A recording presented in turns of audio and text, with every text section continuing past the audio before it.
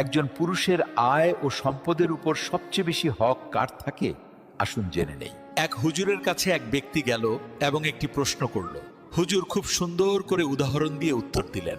হুজুর বললেন, যদি একটা পুরুষের কাছে তার পরিবারের কাউকে খাওয়ানোর মতো মাত্র এক বেলার খাবার থাকে, আর সেই সময় তার ঘরে তার মাও ক্ষুধার্ত, তার বাবাও ক্ষুধার্ত, তার বোনও ক্ষুধার্ত, তার ভাইও ক্ষুধার্ত, তার মেয়েও ক্ষুধার্ত, তার ছেলে ক্ষুধার্ত এবং তার স্ত্রীও ক্ষুধার্ত, তখন ওই এক বেলার খাবারটা শুধুমাত্র তার স্ত্রীকে দেওয়া তার জন্য ওয়াজিব হবে, কারণ ওই খাবারের ওপর বাকি সবার চেয়ে স্ত্রীর হক বেশি। অর্থাৎ স্ত্রীর উপর খরচ করা স্বামীর জন্য সদকাও, ইবাদতও, আবার দায়িত্ব। কারণ স্ত্রী হলো এমন এক আত্মীয় যে আপনার রক্তের সম্পর্ক নয়, কিন্তু তার বিশ্বস্ততা দেখুন কত গভীর। মা, বাবা, ভাই বোন আপনার নিজের রক্ত, কিন্তু স্ত্রী হলো এমন এক সম্পর্ক যা আপনার ভাগ্যে বা নসিবের মাধ্যমে আপনি পান, আর তারপর সে আপনার সব ক্লান্তি, সব